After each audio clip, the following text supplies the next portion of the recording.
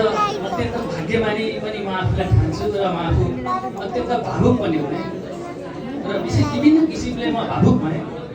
जसले मलाई यो स्थानमा पुर्याउनु भयो, जसले मलाई 6-7 कक्षादेखि अनुशासनका कुरा, नेतृत्वका कुरा, समाज परिवर्तनका कुरा र अभिभावकत्व कसरी ग्रहण गर्ने र कसरी चाहिँ आफ्नो समाजमा बस्ने भन्ने कुराहरू जुन हरिगुरुबाट मैले सिकेँ र त्यो जसरी अहिले म जापानमा यसरी आफ्नो कर्मभूमि गराउँदै गर्दा विभिन्न किसिमका जुन म भावुक भएँ, यसको लागि क्षमा चाहन्छु।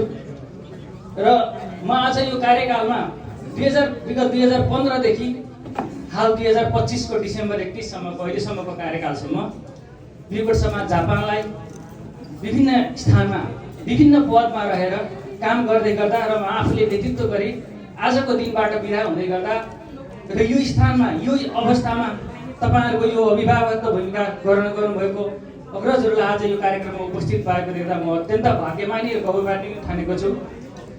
र आदरणीय संस्थाका संरक्षकज्यू, सहसंरक्षकज्यू, स्थापना कालदेखि अहोरात्र खट्नुहुने सम्पूर्ण पूर्व अध्यक्षज्यूहरू, सल्लाहकारज्यू र विभिन्न विशिष्ट परिषदमा बसेर काम गर्नुहुने विशिष्ट परिषदका सदस्यज्यूहरू तथा सम्पूर्ण आजीवन सदस्यज्यूहरू र यो वर्तमान कार्य समितिमा काम गर्नुहुने सम्पूर्ण कार्य समितिका साथीहरू, साथै कान्साई, चुहोकु र कान्तो समिति क्षेत्रमा काम गर्नुहुने सम्पूर्ण कार्य समिति साथीहरूलाई म यो कार्यकालको 23-25 कार्यकालको बिरकोट समाज जापानको कार्य समितिको तर्फबाट र म आफ्नो व्यक्तिगत तर्फबाट यहाँहरूलाई हार्दिक नमन र धन्यवाद व्यक्त गर्न चाहन्छु।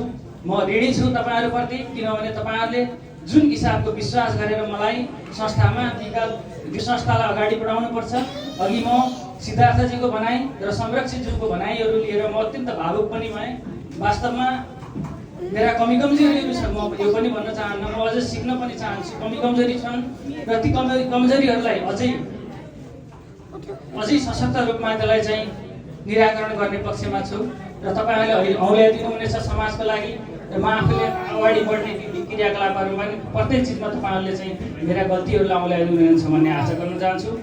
र यो धेरै म बोल्न चाहन्न, किनभने आज समय पनि धेरै छैन, किनभने अलिकति बोल्नै पर्ने हुन्छ। आज अन्तिम दिन पनि हो मेरो कार्यकालको। त्यसैले गर्दाखेरि आजसम्म यहाँसम्म पुर्याउनुहुने सम्पूर्ण कार्य समिति साथीहरू र विभिन्न अभियानमा चन्दादाताहरूको जुन सहयोग गर्नुभएको छ, मैले सम्झनै पर्छ सम्पूर्ण चन्दादाताहरूलाई। अघि रविन्द्र दाइ गइसक्नुभयो, रविन्द्र दाइले भनिसक्नु भएको छ, उहाँलाई हरेक कार्यक्रममा हामीले चाहिँ सहयोग माग्यौँ र कार्य समितिका साथीहरू र संरक्षक सहसंरक्षकहरूको यति राम्रो भूमिका भयो। वास्तवमा उदाहरणीय उहाँले जुन एउटा अभिभावकत्व भूमिका निर्वाह गर्नुभएको छ, यो सराहनीय छ र सधैँभरि गरिराख्नु भएको छ। आगामी कार्यकालमा पनि उहाँले गर्नुहुनेछ भन्ने आशा छौँ। र अघि हरिगुरुले भनिसक्नुभयो, यो समाज बनाउने तपाईँ हामीले नै हो र जुन अग्रजहरूले बुवाहरूले जुन एउटा संस्कार दिनुभएको छ, संस्कृति दिनुभएको छ, पक्कै पनि हामी मनन गर्नेछौँ। अघि हरिगुरुका भनाइहरू अत्यन्त मर्मस्पर्शी छन्। यी भनाइहरूलाई पक्कै पनि हामीले आफ्नो जीवनमा अक्षरशः पालन गर्न सकियो भने व्यक्ति र समाज र सम्पूर्ण समुदायलाई नै परिवर्तन गर्न सकिन्छ। लागि अग्रसर हुनेछौँ र हामीले आफ्नो व्यक्तिगत तर्फबाट नैतिक, भौतिक र आर्थिक जिम्मेवारी लिएर अगाडि बढ्नुपर्छ जस्तो लाग्छ।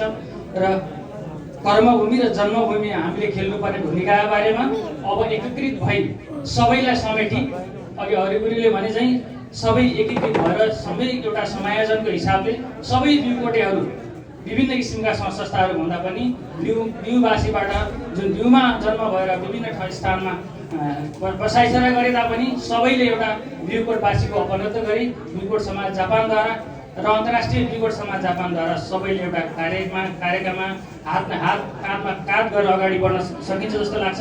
र विदेशमा बस्दै गर्दाखेरि हामी बिउकोटेहरू, अघि सिद्धार्थजी र हाम्रो सुभाषजीले भनिसक्नु भएको छ, बिउकोट समाज जापानका समस्याहरू नआएका होइनन्, तर पनि हामीले संस्थाले कसरी चाहिँ ती समस्याहरूलाई समाधान गर्न सकिन्छ भनेर। र म एकदम तपाईहरुलाई भन्नै पर्ने हुन्छ, म एमबिसीसँग अलि नजिक पनि बसाइ नजिक पनि थियो र मलाई बिरकोटका धेरै साथीहरूले कमसेकम हप्तामा 3-4 वटा मैले साथीहरूका चाहिँ काम गर्थेँ। अहिले पनि गरिरहेको छु, किनभने एमबिसीमा फोन उठ्दैन, म अलि नजिक छु के भयो लाउन भन्नुहुन्छ। हरेक क्रियाकलाप रातको 12 बजे पनि हामीले कहिले पनि मेरो 12 बजे म गर्दिनँ भनेर सकिनँ। यो स्थानमा पुर्याउनको लागि वास्तवमा यो समाजसेवामा यो प्रेरित गर्नको लागि मेरो धर्मपत्नी दीपिका कण्डेल म उनलाई पनि हार्दिक सम्मान व्यक्त गर्न चाहन्छु। कृपया किनभने उहाँको जुन एउटा चाहिँ परिवारमा एउटा आफ्नो श्रीमतीले वास्तवमा साथ दिएन भने केही पनि काम हुँदो रहेछ जस्तो लाग्छ नि। तर त्यो कुरामा पनि म एउटा गर्वको महसुस गर्छु र छोरी श्रीमतीलाई पनि हार्दिक धन्यवाद मनन गर्न चाहन्छु। र त्यस्तै गरी यो गर्दै गर्दाखेरि मैले